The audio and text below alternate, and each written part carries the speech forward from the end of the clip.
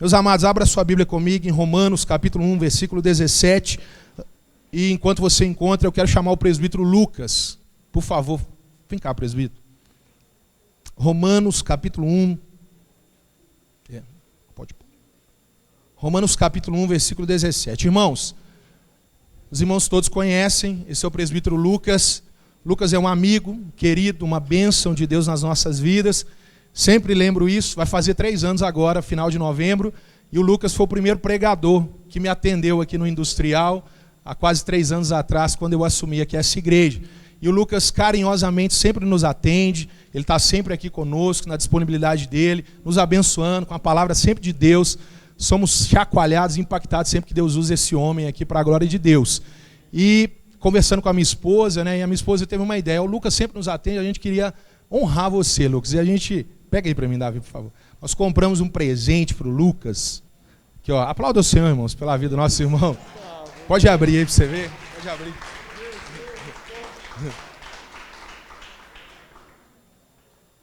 A esposa vai gostar. Vai ficar mais bonito ainda. A camisa bem bonita. Pode rasgar. Aí, ó. Aí, ó. Glória a Deus, irmãos. Deus te abençoe, viu? Em nome de Jesus. Amém. Amém. Romanos 1, 17, irmãos, vamos lá.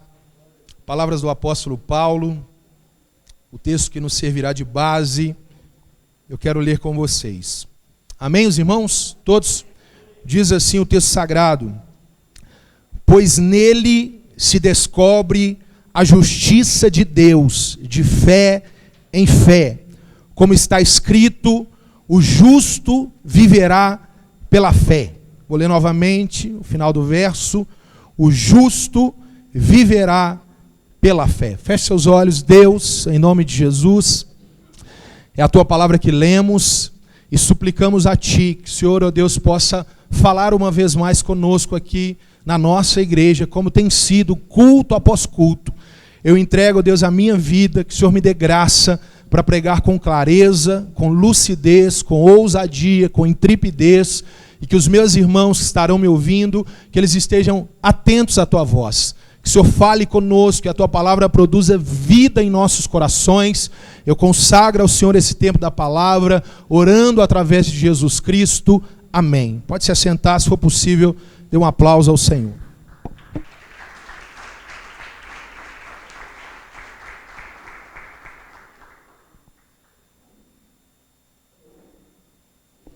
Meus irmãos, para a gente começar conversando aqui, pode colocar, Fritz, por favor, o livro. Dentre as muitas fontes que eu pesquisei para poder falar ao coração dos irmãos, esse é o principal livro que eu utilizei. E a minha proposta aqui hoje, eu vou falar de alguns livros para poder encorajar você a ler, a fazer as suas próprias pesquisas, mas depois, se vocês quiserem, só me procurar que eu passo os nomes. Mas esse é um livro que foi indicação no seminário. Esse livro é fantástico, um livro enorme, grande mesmo, mas que tem em detalhes a história da igreja aí nesses cerca de 2000 anos. Eu começo daí falando aos irmãos, pode olhar para cá. Meus amados, a minha proposta aqui nessa noite, dando início, dando abertura a essa conferência, é fazer, como está ali no nosso tema, uma introdução à reforma. Então eu vou caminhar de maneira rápida, porque nos falta tempo, e também me falta conhecimento para tanto tempo. Então eu preciso ser rápido e dinâmico naquilo que eu quero propor aos irmãos. A minha ideia de fazer uma introdução é que eu vou passar por alguns temas que certamente estarão em voga nos próximos dias. E nesses dias, esses temas serão abordados com mais profundidade. Então preste atenção nisso. A minha ideia é uma introdução ao tema da reforma. Eu começo lá de trás, lembrando-lhe a quem servimos. Nós servimos ao Senhor Jesus Cristo, aquele que, conforme a narrativa dos evangelhos, veio em carne, sendo Deus, ele manifestou-se em carne, foi visto por todos os homens, visto pelos anjos, ele cresceu, foi batizado aos 30 anos, aos 33 anos crucificado, e ele ressuscitou ao 3º dia. Os irmãos sabem que a crença na ressurreição de Cristo é um alicerce básico da fé cristã. O Senhor Jesus ressuscita e a Escritura Sagrada nos fala que em Atos capítulo 1 ele vai ascender aos céus, ele vai subir aos céus. É interessante que o apóstolo Paulo diz, escrevendo aos Coríntios, na sua primeira carta, no capítulo 15, que o Senhor Jesus ele foi visto por muitas pessoas. O apóstolo Paulo destaca que em uma só vez ele foi visto por mais de 500 irmãos. O Senhor Jesus ele sobe, mas antes de subir, ele faz uma derradeira promessa, uma das suas últimas promessas aqui na terra. Você conhece bem, Atos capítulo 1, versículo 8.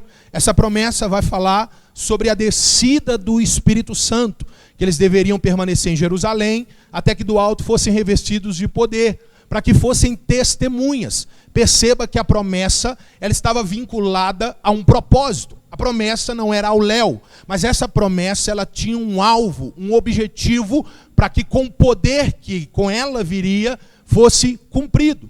E esse propósito era que o evangelho de Jesus Cristo se espalhasse por toda a Jerusalém, por toda a Judeia, por toda a Samaria e alcançasse os confins da terra.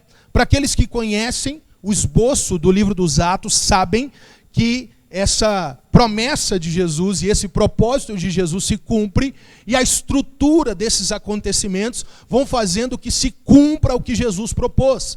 Atos, capítulo 1, até o capítulo de número 7, o evangelho se expande na Judeia, precisamente em Jerusalém. Mas quando chega em Atos, capítulo 8, a Escritura Sagrada nos faz saber que o evangelho chega em Samaria. Em Atos, capítulo 9, você se lembra bem, porque é a narrativa da conversão do apóstolo Paulo, Saulo ainda. Atos, capítulo 10, a Bíblia traz para nós a conversão de Cornélio, o primeiro gentio, após uma pregação de Pedro, a crer no evangelho de Cristo. Em Atos, capítulo 11, é quando a igreja é chamada, os servos de Cristo, chamados pela primeira vez de cristãos. Precisamente, Atos, capítulo 11, versículo 26. E ali, em Antioquia da Síria, é estabelecida a primeira base missionária da igreja. Ali Deus vai levantar missionários, começando com Barnabé e Saulo. Nós sabemos que o texto sagrado de Atos, do capítulo 13 até o capítulo 21, segue com as 3 viagens missionárias do apóstolo Paulo. A primeira delas é mais focada na região da Galácia, a segunda delas focada na região da Acaia e da Macedônia, e a terceira delas focada na região da Ásia Menor, a saber precisamente na cidade de Éfeso.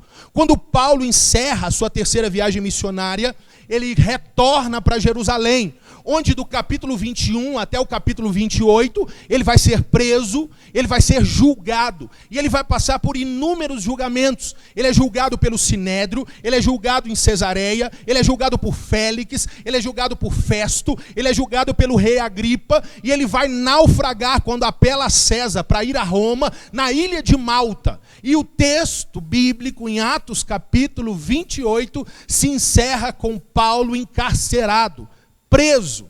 E o livro de Atos ele se encerra num tom abrupto, repentino. De repente a história parece cessar, mas sem cessar. A história parece não ter acabado, como de fato não acabou, porque a história da igreja continua. Nós aqui deixamos, portanto, as páginas da Bíblia e entramos então nas páginas da história humana, a saber, na história da igreja. Você sabe, deve saber disso, que aquele tempo, o mundo antigo, o império que dominava o mundo antigo, era o Império Romano. Nós sabemos que o primeiro imperador romano é Augusto César. Depois de Augusto César vem Tibério César, depois vem Calígula e o imperador Cláudio segue depois de Calígula. E depois de Cláudio, sobe ao trono de Roma o famoso e conhecido imperador Nero. Nero subiu ao trono no ano de 54 depois de Cristo. Nero era cruel, assassino, devasso, matou a sua própria mãe, Agripina. Ele rasgou o ventre da sua própria mãe para saber de onde tinha vindo. Esse homem era terrível. E esse homem, depois de 10 anos sentado no trono de Roma, ele vai colocar fogo na cidade de Roma. Serão 7 noites e 6 dias que Roma pega fogo. A cidade é completamente destruída. Na verdade, não completamente, porque Roma tinha 14 bairros. Quantos bairros? 14 bairros. Dos 14 bairros de Roma, 10 foram totalmente destruídos. Sobram 4. Dos 4 que sobram, eles eram densamente povoados por cristãos e judeus. Nero encontra ali o álibi perfeito. Ele encontra ali o motivo para culpar os cristãos. Ele vai dizer que os cristãos incendiaram Roma. Ele vai abrir a porta para perseguição contra a igreja. A partir daqui, meus irmãos, você deve saber que começa um massacre contra a igreja de Cristo. Para aqueles que conhecem um pouco da história, sabem que nesse período, meus irmãos, os crentes foram crucificados.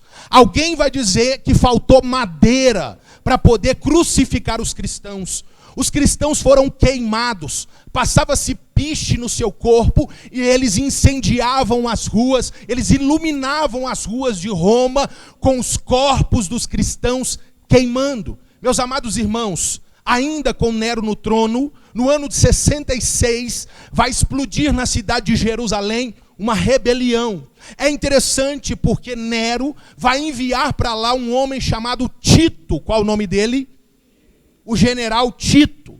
Meus queridos irmãos, esse homem também era cruel, também era um homem perverso, e a história nos faz saber que em 68 depois de Cristo, Nero é deposto, e depois de ser deposto, não aceitando essa sentença, ele vai suicidar. Meus amados irmãos, no ano 70, a rebelião se intensifica, fica insustentável. Nesse momento, esse tal general Tito, que eu acabei de lhe citar, ele vai invadir Jerusalém, e ele vai destruir o templo. Lembra do templo que ainda estava de pé? Ele vai destruir o templo. Ele vai matar muitas pessoas. Alguém diz na história que o sangue dava nos tornozelos na cidade de Jerusalém. As ruas foram banhadas de sangue. Acontece aqui no ano 70 a chamada maior diáspora, a maior fuga de judeus da história da humanidade. A saber, os judeus só vão retornar em massa para o território de Israel lá em 1948, pós-Segunda Guerra Mundial, quando o Estado de Israel é criado novamente, é quando os judeus voltam para lá. Portanto, são quase 2000 anos de fuga que os judeus vão perambular pela terra. Meus amados irmãos, enquanto isso, depois de Nero, depois de Tito, quem sobe ao trono é o imperador chamado Vespasiano. E Vespasiano é quem constrói o famoso e conhecido Coliseu Romano. Os irmãos sabem que esse Coliseu, ele vai virar uma espécie de teatro de horrores. O Coliseu Romano é o lugar onde os crentes seriam destruídos. É o lugar onde os crentes seriam mortos pelas mãos dos gladiadores. É o lugar, segundo a história, em que eles eram enrolados em peles de animais e os cães os comiam. Os leões da Líbia, leões terríveis, chamados leões do Atlas, que tinham cerca de 3 metros de comprimento, eles eram devorados, queimados, assassinados. Meus amados irmãos, ao ano de 81, quem sobe ao trono é Domiciano. Ele sobe ao trono de Roma, e ele é chamado de segundo Nero, porque ele também é cruel, terrível. É esse homem Domiciano que vai enviar o apóstolo João para a ilha de Pátimos, você se lembra? Onde lá na ilha de Pátimos, Cristo se revela para João.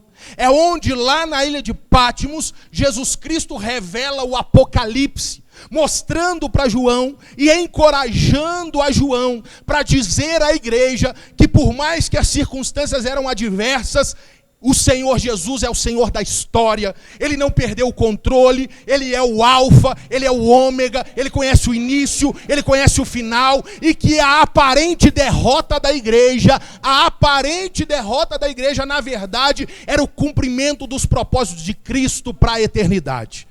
Meus queridos, o império ele segue passando de mãos em mãos, como os irmãos sabem. Passa Trajano, passa Adriano, passa Sétimo Severo, Décio, Marco Aurélio, Cômodo e Diocleciano. E independente de qual deles está no trono, a perseguição se intensifica, se avoluma. O caminho que já era estreito vai se tornando cada vez mais estreito. Note isso. Independente do imperador, independente de quem está no trono, a igreja padece. Os cristãos nesse tempo precisam se esconder em cavernas. Meus amados irmãos, talvez não seja do seu conhecimento, mas existe um livro fabuloso chamado As Catacumbas de Roma, que traz para nós narrativas sobre esse tempo, de quando os cristãos deveriam se esconder, fugindo da perseguição da igreja. Mas alguém chama atenção para a história, dizendo que o sangue dos crentes parecia semente ao cair na terra, porque quanto mais a igreja sofria, mais a igreja florescia. Quanto mais a igreja padecia, mais se cumpria o que foi dito por Jesus em Mateus capítulo 16, que as portas do inferno não prevalecerão contra a minha igreja. A igreja é indestrutível. A igreja, ela é invencível, porque quem a estabeleceu é invencível. Meus queridos irmãos, os cristãos, o interessante é que a perseguição não rouba o amor do coração deles. Se você estudar um pouco, você vai descobrir que a igreja, quanto mais perseguida pelo Estado, mais ela amava as pessoas. É notório mencionarmos aqui hoje que inúmeras vezes cristãos acolhiam nas suas casas soldados romanos que estavam para morrer, para cuidar das suas vidas. É importante dizermos que os cristãos são fundamentais para a criação dos hospitais. Hospitais vem de hospitalidade, a hospitalidade cristã, que recebe pessoas nas suas casas para curar-lhes a ferida e, se necessário for, morrer com ela, meus irmãos. A igreja, ela não perde a sua mensagem, ela não perde as suas características, ela pode ser apertada, suprimida, mas ela continua reta, íntegra e imaculada. Meus amados, acontece que a igreja precisa se proteger. Mas agora eu não estou falando de ataques externos, eu estou falando de ataques internos. O que começa a acontecer na igreja a essa altura, ainda lá nos primeiros séculos, é que inúmeras heresias começam a adentrar as portas da igreja. As principais heresias, perceba isso ao longo da história, sempre, na maioria delas, vão questionar a divindade de Cristo. A pessoa de Jesus Cristo ao longo da história sempre foi colocada em xeque. E continua sendo. Você vê aí fora, nos meios seculares, as pessoas se perguntam quem é Jesus. O próprio Jesus fez essa pergunta acerca de si mesmo, perguntando aos seus discípulos o que os homens dizem que eu sou. Porque essa pergunta de quem é Jesus, ela lateja na mente humana. Meus amados, e Jesus, ele precisa ser reafirmado como Deus para a igreja. A pessoalidade do Espírito Santo, a autenticidade apostólica, o Antigo Testamento como fundamento para a igreja, todas essas coisas vão acontecendo.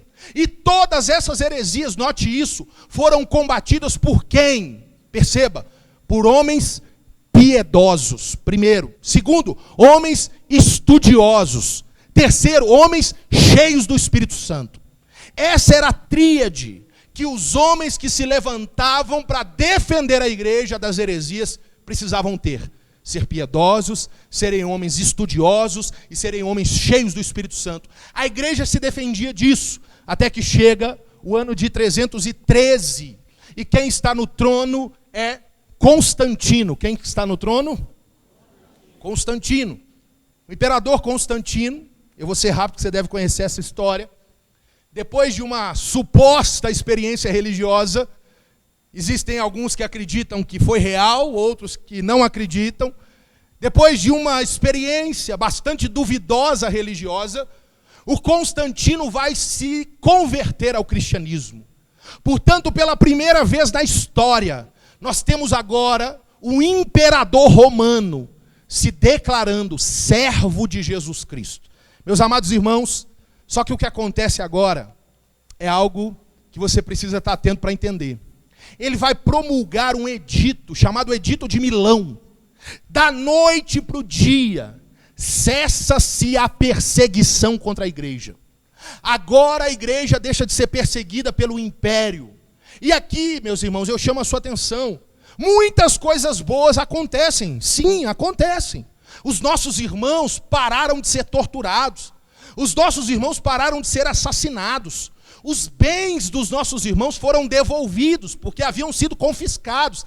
Agora eles não precisam se esconder para reunir. Agora eles têm um templo. Agora eles fazem reuniões públicas. Portanto, de fato, existem boas notícias pela conversão de Constantino. Mas, em contrapartida, meus irmãos, acontece o que nós chamamos de cristianização. Eu não sei se você sabe o que é, mas a cristianização, ela é uma imposição. As pessoas passam a declarar a sua fé em Jesus, não por conta de Jesus, mas por conta do Estado. Era conveniente, não havia conversão, havia conveniência. Agora, meus irmãos, dizer que é crente era joia, valia a pena. Dizer que era evangélico era estar lado a lado com o Estado. Dizer que era evangélico era dizer, meus irmãos, nesse tempo aqui, dizer que era um cristão, era dizer que conhecia o imperador, que sentava com o imperador, que tinha a mesma fé do imperador. Nesse tempo, então, meus irmãos, a conveniência, ela entra na igreja. Olhe para cá. Mas tem um outro problema.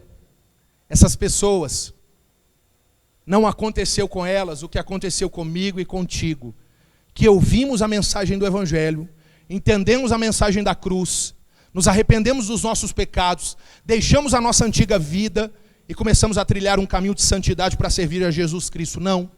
Essas pessoas entram para a igreja carregada dos seus deuses, carregada dos seus costumes, das suas superstições. E essas pessoas vão inserindo dentro da igreja essas bagagens. E essa igreja agora, cristã, ela começa a ser invadida de inúmeros desvios, inúmeros problemas, inúmeras práticas. E aqui nesse tempo, meus irmãos, a igreja precisa se levantar, homens de Deus precisam se levantar no meio dela para dizer: isso é errado. Acontecem os concílios, talvez você já ouviu isso, já ouviu esse termo? Acontece o concílio de Niceia, o concílio de Constantinopla, o concílio de Calcedônia, o concílio de Éfeso, inúmeros concílios, meus irmãos, para discutir sobre os temas pertinentes para a igreja, para novamente defender a divindade de Cristo, para dizer que Ele é perfeitamente Deus, perfeitamente homem, para dizer que Ele está à direita de Deus Pai, Ele é nosso mediador, o nosso advogado, e Ele é o Deus Todo-Poderoso. Nesse tempo, a igreja novamente precisa defender a boa teologia. Meus amados, eu saio desse tempo e nós entramos do 5º ao 15º século, a chamada Idade Média. Meus queridos irmãos, eu trouxe um outro livro fabuloso, pequeno, do reverendo Hernandes Dias Lopes, chamado O Papado e o Dogma de Maria. Quando chega o ano de 604, quem está sentado no trono é o imperador Focas, é o imperador Flávio Focas Augusto. E esse homem, esse imperador, ele vai nomear um homem para ser o bispo universal da igreja, o que chamamos de Papa. E o primeiro homem que ele nomeia se chama Gregório I. Preste atenção nisso. Quando esse imperador romano nomeia um homem para poder ser o líder universal da igreja, Gregório I diz assim: não, ninguém, nenhum homem pode aceitar tal título. E se algum homem aceitar tal título, ele é na verdade o anticristo e não representante de Cristo. Gregório I não aceita, mas você sabe, irmãos, que sempre tem os que amam poder, né? Se alguém não aceita, sempre tem alguém para aceitar. E o Focas, o imperador, ele vai lançar esse título para outro. E aí surge um homem chamado Bonifácio III. E esse aceita, e ele se torna o primeiro papa da história da igreja. Aí, talvez você deve estar se perguntando assim: uai, mas eu sempre ouvi que o primeiro papa é Pedro. Eu sempre escutei, meus amados irmãos, o papado é uma invenção romana para legitimar o poder de Roma. Surge, meus irmãos, 7 séculos depois. Surge, meus irmãos, tempos depois. Esse livro, ele fala disso. E da agora para frente, doravante, nós vamos ver outras coisas sendo inseridas no meio da igreja. A igreja entra num processo obscuro. Agora começa a veneração a Maria, como mãe de Deus, como mediadora, como corredentora ao lado de Cristo. E mais tarde é colocado que ela é a rainha do céu. É nesse tempo da Idade Média que vão surgir essas doutrinas. Surge aqui nesse tempo a doutrina do purgatório, que você já deve ter ouvido falar. Que todo aquele que é batizado e é católico, se morrer e não for para o céu direto, ele passa por um lugar onde ele purga os seus pecados e fica ali determinado tempo para depois, dependendo do tempo, do que acontecer, ele possa ir aos céus. Começa aqui o que nós conhecemos como confissão auricular, que é quando você vai confessar ao homem o seu pecado e esse homem te perdoa. Não é Deus, é ele que libera o perdão para você. Começam aqui essas doutrinas, culto aos mortos, oração mediada por mortos, inúmeras dessas coisas, meus irmãos, surge nesse tempo. Olhe para cá, meus amados, a igreja, ela crescia economicamente, ela crescia politicamente, mas ela fracassava teologicamente. É esse o cenário. Era uma igreja forte, era uma igreja rica, era uma igreja influente, mas era uma igreja fracassada a nível de palavra de Deus.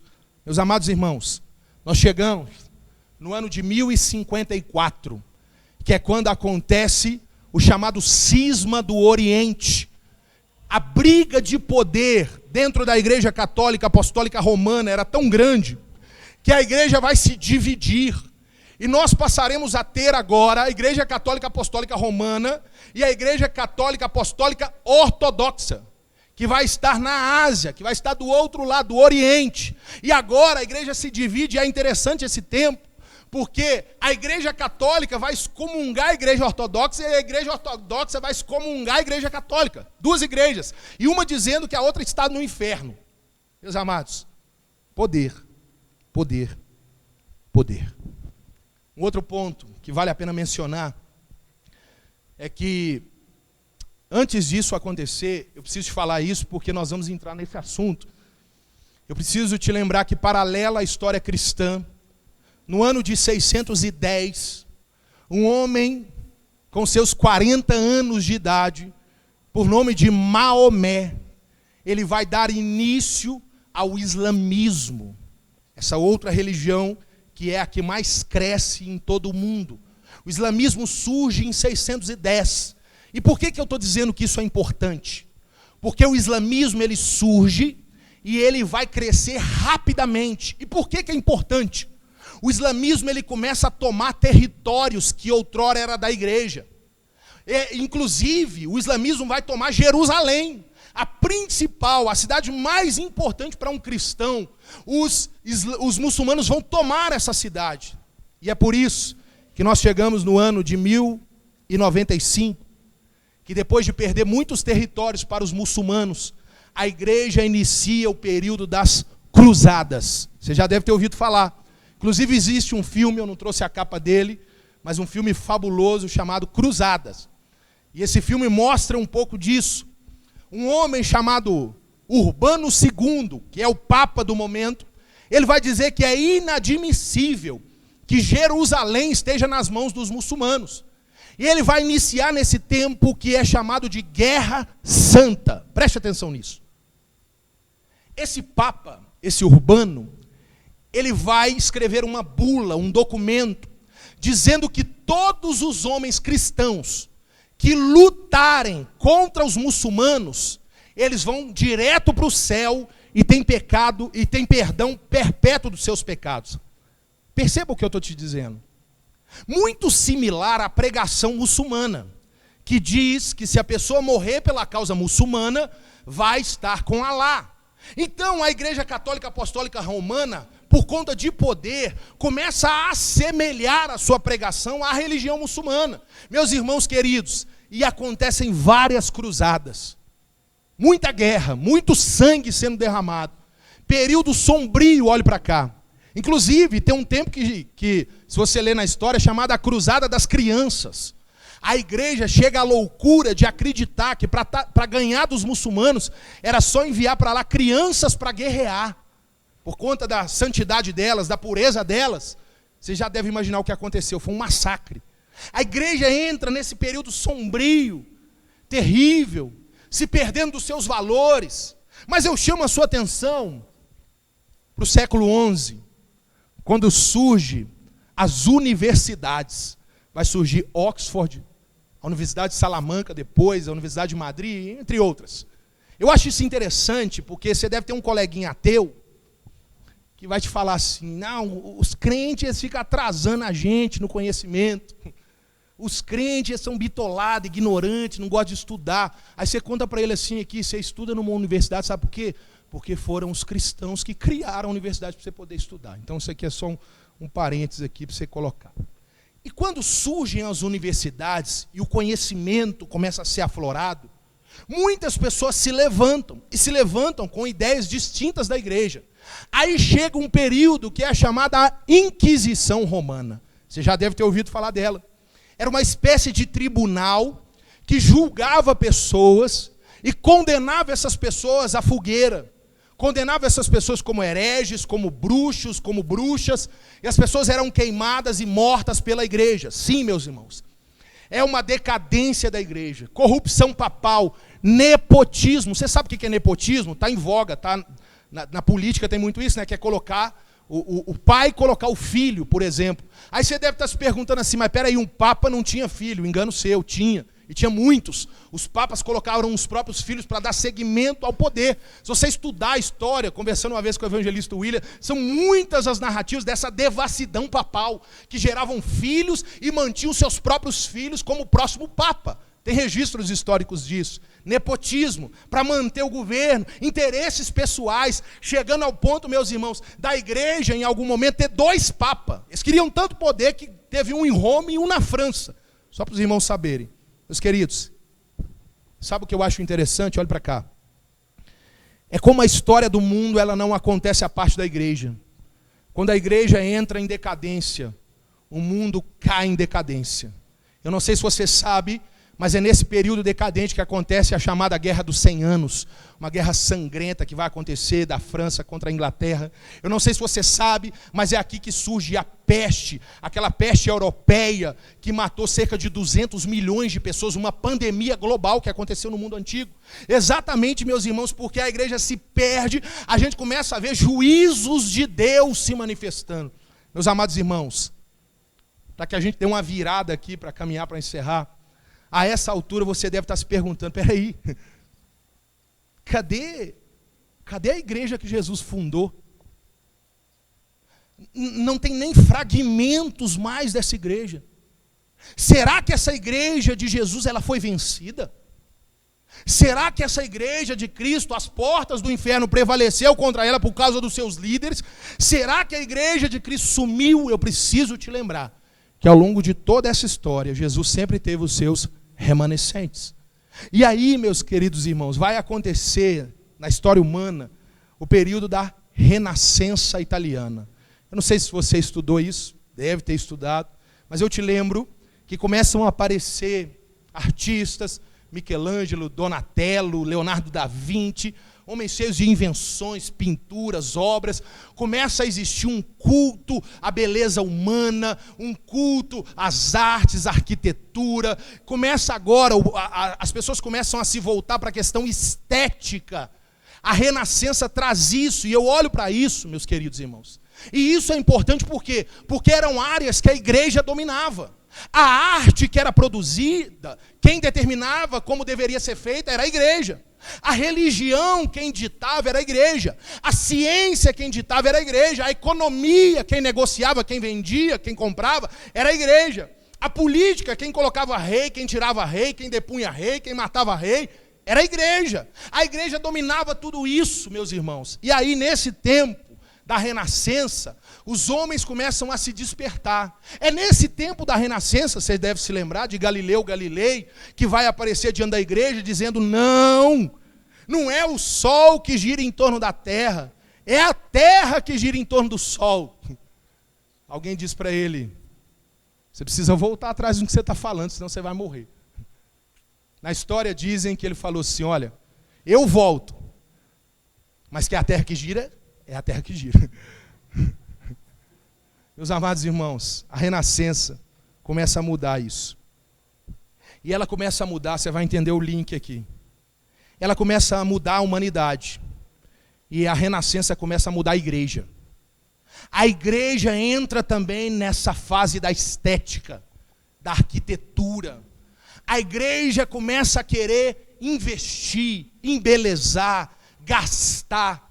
Só que para isso, irmãos, precisa de dinheiro. E como ter mais dinheiro se o luxo para manter o papado já era altíssimo? E para manter os agregados da igreja já era altíssimo? Como conseguir mais dinheiro? Como que quando a igreja precisa de mais dinheiro, qual caminho que ela toma? Meus irmãos, surge as indulgências. Esse período é o período em que vai surgir, era uma prática antiga, você precisa saber disso. Mas agora, pela necessidade, a indulgência é feita com mais força. A indulgência, deixa eu te explicar, olha para cá. A indulgência, eu pagava um valor e eu tinha na mão uma bula, um documento, que era escrito pelo Papa, que me dava perdão de pecados. Dependendo do tanto que eu pagava, eu tinha 5 anos, 10 anos, 100 anos, eternidade. Eu pagava pelo meu perdão. Então eu ficava livre. É interessante que se você estuda, eu espero que sim, você vai descobrir de homens absolutamente devassos, mas ricos. E aí eles pagavam e continuavam com as suas vidas devassas. Enquanto os pobres, que eram piedosos, homens íntegros, mas não tinham dinheiro para pagar, esses homens sofriam acreditando que ia para o inferno. Enquanto os outros acreditavam piamente que ia para o céu porque pagou. Isso era indulgência. Mas, olha para cá, a igreja começa a venda das relíquias, pedaços da cruz de Jesus. Você já deve ter ouvido falar disso. Pedaços da cruz de Jesus eram vendidas por fortunas. Pregos da crucificação, eu não sei se gastou tanto prego, mas eram vendidos inúmeros pregos. Meus irmãos, espante-se, era vendido, e era uma das principais vendas da Igreja Católica Apostólica Romana, o prepúcio de Cristo. Você sabe o que é prepúcio? Você lembra que Jesus era um judeu, e o judeu tinha que ser circuncidado, cortar um pedaço da pele, da genitália do homem? Então vendia-se um pedaço de uma pele dizendo que era do menino Jesus, e era um absurdo de caro. O santo graal, o cálice que Jesus tomou a ceia, e começam a negociar a coroa de espinhos, pedaço da coroa de espinhos, começam a negociar essas coisas. Meus irmãos, a igreja estava enferma, a igreja se esqueceu dos confins da terra, a igreja se embebedou de poder, se embriagou de dinheiro. A igreja que deveria ser imaculada estava manchada, machucada, ferida. Até que Deus começa a despertar homens para a verdade da sua palavra. Entenda isso. Todo avivamento começa única e exclusivamente com 2 pilares: oração e palavra. Isso é inegociável. Isso aí está ao longo da história. Oração e palavra. Surgem o que nós conhecemos como pré-reformadores. Vai surgir lá na faculdade, lembra da universidade que eu falei, a Universidade de Oxford? Um homem chamado John Wycliffe, ou John Wycliffe. Esse homem cheio da graça de Deus, católico, ele descobre, lendo a Bíblia, que a graça de Deus se sobrepõe. E ele então começa a traduzir a Bíblia para o inglês, porque ele entende que só com o povo tendo a Bíblia na mão, que o povo ia despertar. E ele começa a traduzir, porém, meus irmãos, ele é perseguido. Só que lá do outro lado da Europa, levanta-se um homem chamado John Huss, lá na Boêmia. E esse John Huss, que era discípulo de Wycliffe, ele também começa a pregar sobre a graça de Deus, contra os abusos da igreja católica. Só que a igreja católica vai contra Huss.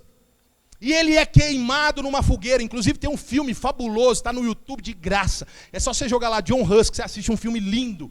a história desse homem, esse homem que foi queimado numa fogueira, mas a história diz que dentro da fogueira, quando ele estava queimando, ele fala uma palavra profética dizendo: hoje aqui vocês estão matando um ganso, mas daqui a 100 anos Deus levantará um cisne e ninguém poderá contra ele. 100 anos depois, surge um homem chamado Martinho Lutero. Antes, eu preciso mencionar Jerônimo Savonarola. É outro que surge ali nas barbas do Papa, na Itália, e também denuncia o papado. É martirizado também. Quando chega, meus queridos irmãos, no século XVI, olhe para cá, o Papa é Leão X. Leão X tem uma frase famosa. Ele diz que ao se ouvir o tilintar de uma moeda caindo no gasofilácio, uma vida, uma alma sai do purgatório e vai para o paraíso. Esse homem negociava as coisas de Deus e ele queria terminar a Basílica de São Pedro. Você que já assistiu o Jornal Nacional uma vez na sua vida e viu ali uma notícia do Vaticano, costumeiramente você vê uma linda igreja, é a Basílica de São Pedro. Essa basílica que estava sendo construída nesse período pelo Papa Leão X, dando continuidade à construção dela, que levou anos para ser construída. Esse homem precisando de mais dinheiro, o que ele faz? Cobrar indulgência. E ele começa a cobrar indulgência por toda a Europa. Só que, meus irmãos, ele pega um de seus homens chamado Johann Tetzel, e esse Johann Tetzel, ele é enviado até a Alemanha. E quando ele chega na Alemanha para vender aos alemães indulgências, mais precisamente na cidade de Wittenberg, lá, meus irmãos, a história da igreja vai mudar e nunca mais vai ser a mesma.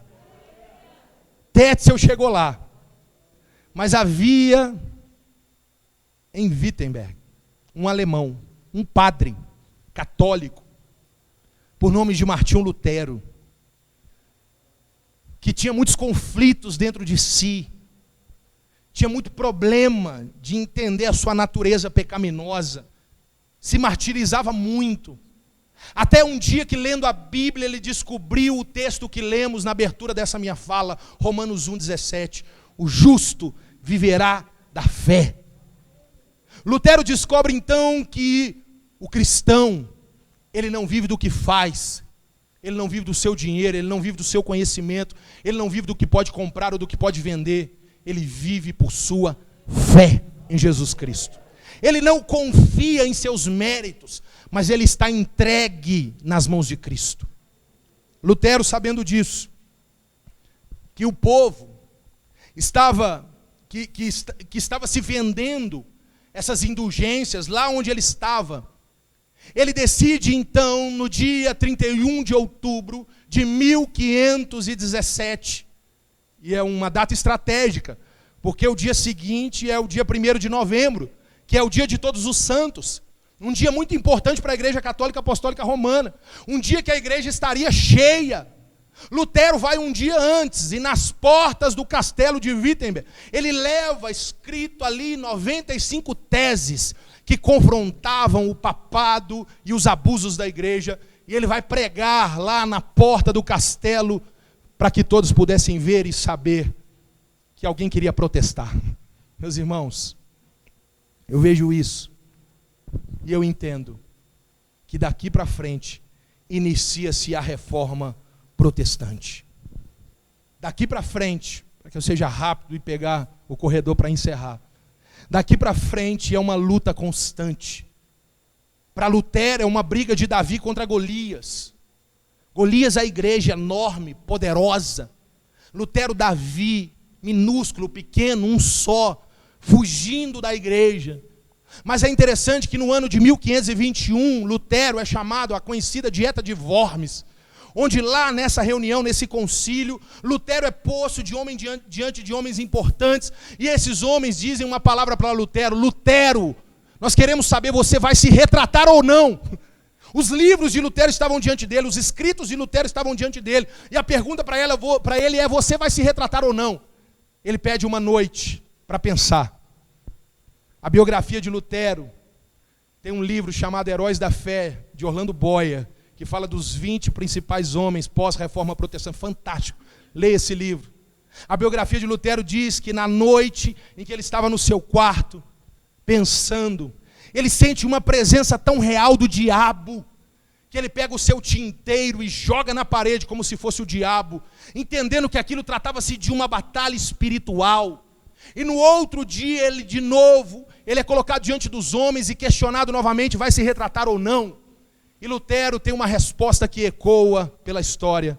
Ele vai dizer: a menos que eu seja convencido pela palavra de Deus, eu não vou me retratar. Que Deus me ajude. Meus amados irmãos, eu olho para esse texto e eu entendo que Deus conta com homens corajosos. Lutero é sequestrado, mas pelos seus amigos. Ele passa um tempo traduzindo a Bíblia para o alemão. Dali para frente muitos nomes importantes vão surgir. Nós vemos muitos nomes que vão encorpando a reforma. Eu cito, por exemplo, João Calvino. Alguns vão dizer que se Lutero era o coração da reforma, João Calvino era o cérebro da reforma. Um homem inteligentíssimo, um homem das mentes mais brilhantes da história da igreja. É esse homem, João Calvino, que vai sistematizar a teologia reformada. É esse homem que vai escrever, quem sabe, a obra mais importante evangélica, as Institutas de Calvino, falando que crê em Deus Pai, crê em Deus Filho, crê em Deus Espírito Santo e crê na Santa Igreja. Meus amados irmãos, daqui para frente, Deus levanta homens, como por exemplo John Knox, um escocês que vai surgir, meus irmãos, e ele vai ser o homem que vai inaugurar a primeira igreja presbiteriana do mundo na Escócia, no ano de 1560, um homem chamado John Knox, que é discípulo de João Calvino. Meus amados irmãos, tivemos inúmeros movimentos importantes, vários deles que valem a pena você pesquisar, como por exemplo o movimento dos moravianos, que surge com Nicholas Zinzendorf, um movimento fabuloso, um grupo de irmãos que eu não sei se você sabe, iniciou uma reunião de oração que durou 100 anos, ininterruptamente, orando 24 horas por dia. Era um grupo tão santo e desejava tanto a Deus, que existem histórias fantásticas, como por exemplo de 2 jovens de 20 anos, que quando descobriram que haviam escravos africanos na Índia, que não conheciam o Evangelho de Cristo, eles se vendem como escravos, para irem até a Índia, para poder evangelizar esses homens que não teriam acesso ao Evangelho de Cristo, os moravianos. Meus queridos irmãos, surge o movimento dos puritanos, um outro movimento iniciado na Inglaterra, um grupo de irmãos que prezava a santidade, a disciplina e a piedade. Eu acho isso interessante, sabe por quê? Olhe para cá. Esse grupo prezava a disciplina, a piedade, a santidade, mas não desprezava a palavra. Nós vivemos em tempos, meus irmãos, de homens que baseiam a sua santidade em sofismas, em revelações humanas, em invencionices bizarras humanas, dizendo que são santos, mas eu olho para os puritanos e eu vejo que o pilar deles é a palavra de Deus, a santidade deles emana das escrituras sagradas. Meus irmãos, se alguém se diz santo, mas os seus princípios não estão na escritura, esse homem não é santo, ele é antibíblico. Meus amados irmãos, no século 17 e 18, olhe para cá, a reforma crescendo, surge um movimento contra a igreja chamado de racionalismo. Você já deve ter ouvido falar. Que é quando traz para as pessoas a ideia de que tudo deveria ser questionado. Deus, a Bíblia, a criação, os milagres. Começa a acontecer na Europa o iluminismo, quando o homem é colocado no centro de tudo. A igreja, eu preciso te dizer isso, que a reforma protestante passa por uma crise. A igreja começa a esfriar na Europa, uma onda de incredulidade, as igrejas evangélicas vazias, não acreditavam em milagre, não acreditavam na Bíblia, igrejas vazias, pregadores vazios, pregando sermões vazios, que pregavam seus sermões no púlpito e iam se embriagar nas mesas com jogatina, é o que a história diz. Meus queridos irmãos, porém, no século XVIII, novamente, numa universidade, Deus levanta 3 jovens, chamado John Wesley, Charles Wesley e George Whitefield. Esses meninos levantam uma reunião de oração na faculdade, e às 3 horas da manhã, o Espírito Santo desce sobre eles, e eles são cheios do Espírito Santo e trazem um avivamento para a Inglaterra. Deus de novo começa a restaurar a sua igreja, meus irmãos. A partir desses avivamentos, Deus levanta outros, vai surgir lá na frente, outro chamado e bem conhecido, Charles Haddon Spurgeon, um homem que vai surgir na Inglaterra, que é chamado o príncipe dos pregadores. Uma das principais influências que temos para os bons pregadores dos dias de hoje é Charles Haddon Spurgeon. Nós temos, meus irmãos, nos Estados Unidos, Jonathan Edwards, um santo homem de Deus que morreu jovem, que tem um sermão fabuloso, que você tem acesso a ele na internet, se você quiser, chamado Pecadores nas Mãos de um Deus Irado. Um homem que quando pregava, o povo caía sentindo as chamas do inferno, queimando debaixo dos seus pés. Santo homem de Deus. Nós temos Dwight Lyman Moody, um dos maiores missionários da história da igreja. Temos Evan Roberts, o homem responsável pelo avivamento no país de Gales, o avivamento que saiu do país de Gales e depois foi para a China, em Xangai, e da China, em Xangai, desceu para a Coreia do Sul. Eu não sei se você sabe, a Coreia do Sul hoje é de maioria cristã, evangélica, porque um dia um jovem de 26 anos, chamado Evan Roberts, decidiu orar e buscar Deus.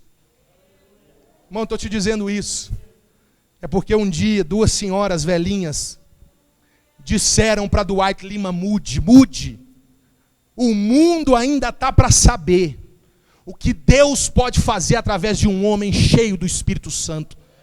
Moody olha para essas senhoras e diz: eu serei esse homem. E ele vai para casa orar. E Deus o visita. E Moody se torna, como eu disse, um dos maiores missionários. Eu estou te contando isso para te dizer, meu irmão, talvez você é pequenino, aqui na IPR Industrial. Como aqueles meninos começaram as orações na universidade. Você pode começar na reunião aqui de oração segunda-feira. Você pode começar na sua casa. Você pode começar no seu horário de trabalho, lá no seu serviço. Você pode começar num cantinho que todo mundo pode desprezar. Mas o Deus que pode avivar, Ele pode te visitar. E esse avivamento pode ir para o outro lado do mundo. Nós cremos nisso. Meus irmãos, eu não sei se vocês sabem, mas quando chega o ano de 1862, para encerrar, a igreja presbiteriana chega ao Brasil, no ano de 1862, chega ao Brasil no Rio de Janeiro, é inaugurada a igreja presbiteriana do Brasil. Essa igreja forte, essa igreja que caminha, quando chega na década de 60, dentro da igreja presbiteriana do Brasil, começa a haver uma busca, uma oração, um clamor, as pessoas querendo mais de Deus. Eu te lembro o que está acontecendo na década de 60.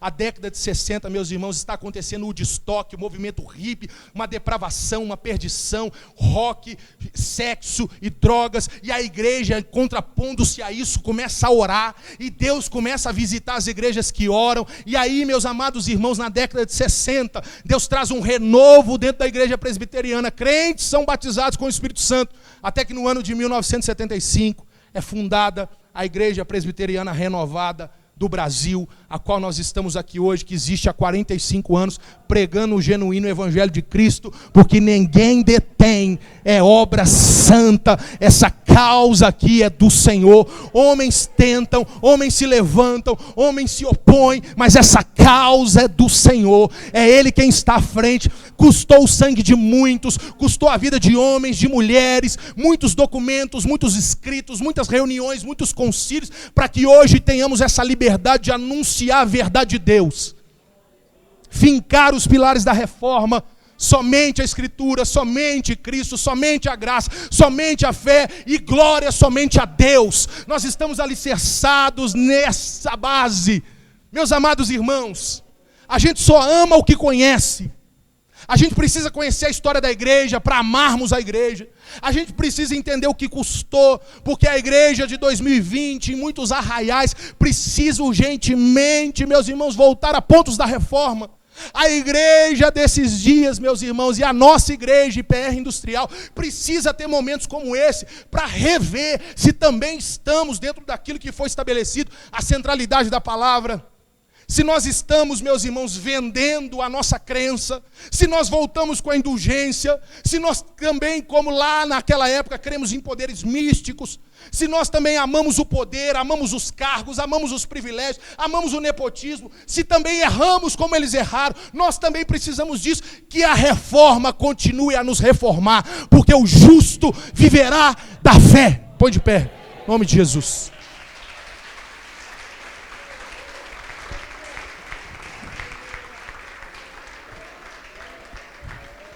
Aleluia. Feche seus olhos. Feche seus olhos. Aleluia. Aleluia. Quer de cova lá, surianda lá, brachurianda las. Alabás, surianda las. Faz de novo, Senhor, faz de novo. Faz de novo, Senhor. Envia o teu Espírito, envia o teu Espírito. Como aqueles 120 reunidos em Pentecostes, nós estamos reunidos aqui, Senhor. Vem, vem, vem, vem, vem. Aviva-nos, reforma-nos, quebra-nos. Vem nos reconstruir, vem nos refazer, vem alinhar a nossa visão, Deus. Você pode orar no seu lugar. Você pode dizer: Senhor, eu quero ser parte disso. Eu não quero ser levado, ó Deus, por modismo, por misticismo. Eu não quero perder a centralidade da palavra. Faz de novo, Senhor.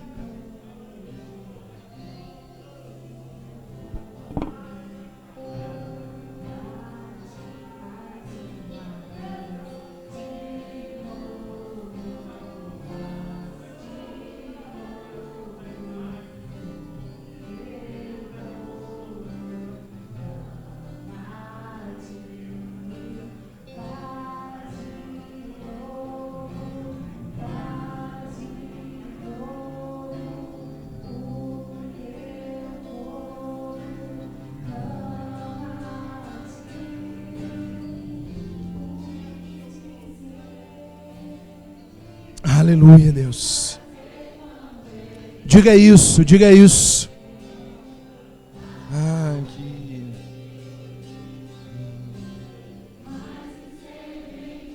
Nós te desejamos, Senhor. Nós te desejamos, Pai. Mais do que a nossa própria vida, mais que muitos bens, mais do que a nossa própria vida. Oh, Senhor. Aplica, Deus, essa verdade histórica ao nosso coração. Que honremos o nome dos mártires. Que honremos o nosso Cristo. Que sejamos, ó Deus, uma igreja vigorosa, uma igreja verdadeira, uma igreja santa. Oh, Senhor. Oh, Senhor. Vem sobre nós, Deus. Vem sobre nós, Senhor. Aqui.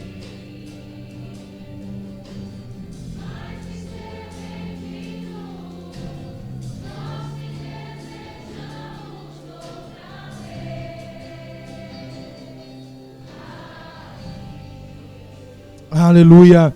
Você pode aplaudir o Senhor no seu lugar? Aleluia. Aleluia. Aleluia. Irmãos, está posto o alicerce. Amanhã tem mais, em nome de Jesus. Amém? Vamos orar, agradecendo ao Senhor para irmos embora, em nome de Jesus. Deus, obrigado por essa noite. Obrigado por tua presença, obrigado por tua palavra. Que saiamos daqui, Deus, pensando.